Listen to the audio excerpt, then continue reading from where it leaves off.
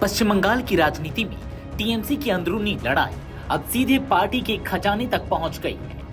विधानसभा चुनाव में हार और पार्टी में बगावत के बाद अब टीएमसी के 675 करोड़ रुपए वाले बैंक अकाउंट को लेकर नया विवाद खड़ा हो गया। पार्टी के पूर्व कोषाध्यक्ष अरूप विश्वास ने बैंक को पत्र लिखकर खाते को फ्रीज करने की मांग की है। इतना ही नहीं, विपक्ष के नेता ऋतव्रत बैनर्जी ने भी इस मांग का समर्थन करते हुए सवाल उठाया है कि आखिर क्या गारंटी है कि इस खाते में कोई गबन या अवैध पैसा नहीं है।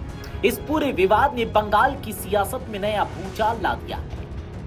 आखिर पूरा मामला क्या है, चलिए आपको बताते हैं विस्तार से।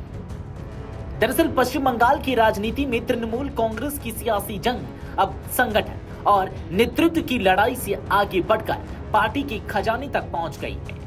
विधानसभा चुनाव में हार के बाद टीएमसी के भीतर शुरू हुई बगावत अब पार्टी के बैंक खाते पर नियंत्रण की लड़ाई में बदलती दिखाई दे रही है। पार्टी के पूर्व कोषाध्यक्ष अरूप विश्वास ने एक प्राइवेट बैंक को पत्र लिखकर टीएमसी के बैंक अकाउंट को तत्काल प्रभाव से फ्रीज करने की मांग की है। इस विवाद ने तब और तूल पकड़ लिया जब विधानसभा में विपक्ष के नेता ऋतव्रत बैनर्जी खुलकर अरूप विश्वास के समर्थन में आ गए। प्रेस वार्ता में ऋतव्रत बैनर्जी ने कहा कि अरूप विश्वास के पत्र में दम है और जब पार्टी नेतृत्व को लेकर विवाद चल रहा है तब यह सवाल उठना स्वाभाविक है कि खाते में जमा धन का संचालन कौन करेगा। उन्होंने यहां तक कहा कि इस बात की क्या गारंटी है कि इस खाते में कोई गबन या चोरी का पैसा नहीं है।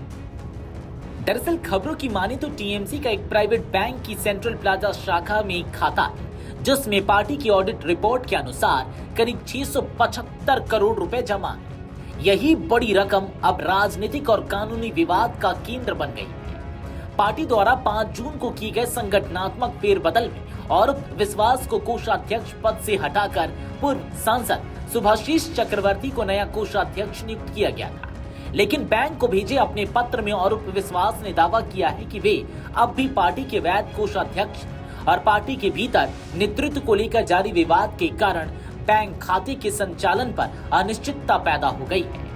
अपने पत्र में विश्वास ने बैंक अधिकारियों से अनुरोध किया है कि जब तक पार्टी के नेतृत्व और नियंत्रण को लेकर विवाद का समाधान नहीं हो जाता तब तक खाते से किसी भी तरह की निकासी या लेन देन पर रोक लगाई जाए।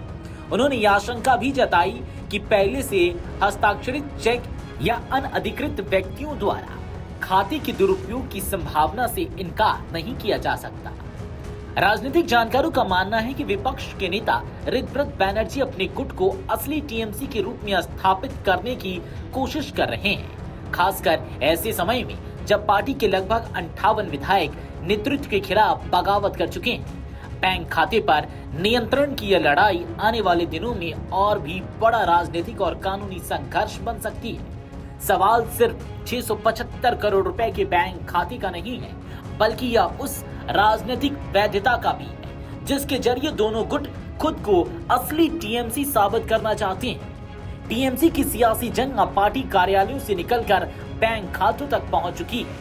अब निगाहें इस बात पर है कि बैंक क्या फैसला लेता है और क्या पार्टी के भीतर चल रही असली टीएमसी की लड़ाई अदालत और चुनाव आयोग तक पहुंचती है। Video desk Amarujala dot com. अगर आप ये वीडियो YouTube पर देख रहे हैं तो हमारे चैनल को सब्सक्राइब कर बेल आइकन दबाएं और Facebook पर देख रहे हैं तो हमारे पेज को लाइक करें।